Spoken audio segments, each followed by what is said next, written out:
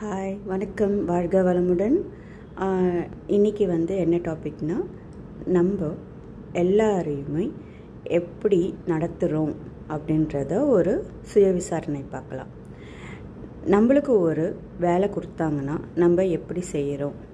நேர்மையாக செய்கிறோமா, இல்லை நல்ல பேருக்காக பொய் சொல்கிறோமா, இல்லை நம்மளுக்கு திறமை இருக்காது, இன்னொருத்தவங்களோட திறமையை நம்ம அபகரிக்கிறோமா? இப்படி நம்மளையே விசாரிச்சுக்கணும். நம்மளுக்கு அந்த வேலை சரிப்பட்டு வருமா, சரிப்பட்டு வராதா, இதெல்லாம் நம்ம யோசிக்கணும்.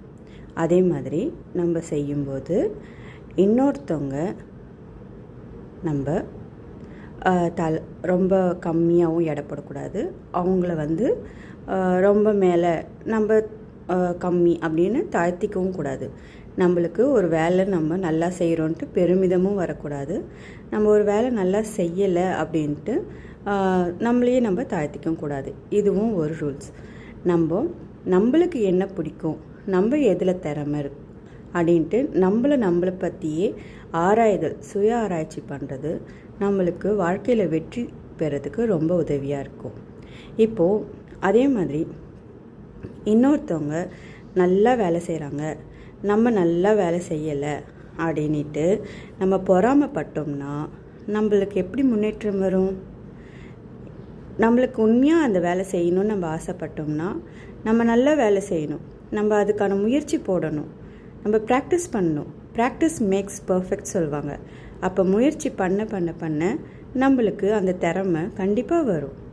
அதே மாதிரி இல்லை எனக்கு அது பிடிக்கல அப்படின்னா அடுத்தது ட்ரை பண்ணலாம். நம்மளுக்கு பிடிக்காததையே செஞ்சுக்கிட்டே இருந்துட்டு நம்ம வாழ்க்கையை நரகமாகவும் ஆக்கக்கூடாது. சரியா? இது இல்லாமல் நம்மளுக்கு இப்போது நம்ம நேர்மையாக வேலை செய்கிறோமான்றது நம்ம ரொம்ப யோசிக்கணும். பொய் சொல்லிவிட்டு நல்ல பேர் வாங்குறது ரொம்ப நேரம் நிலைக்காது, அது நிம்மதியும் கொடுக்காது. நேர்மையாக என்னால் இது முடியாதுன்னு சொல்கிறது ரொம்ப நல்லது. அதே சமயம் நேர்மை நம்மளுக்கு தலகணத்தையும் கொடுக்கூடாது.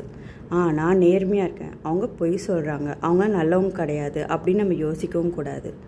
நான் பொய் சொல்லி நல்ல பேர் வாங்குகிறேன், அவள் நேர்மையாக எல்லார்கிட்டையும் பகிர்ச்சிக்கிறா அப்படின்னு நம்ம இன்னொருத்தவங்கள தரக்குறைவாக நினைக்கக்கூடாது.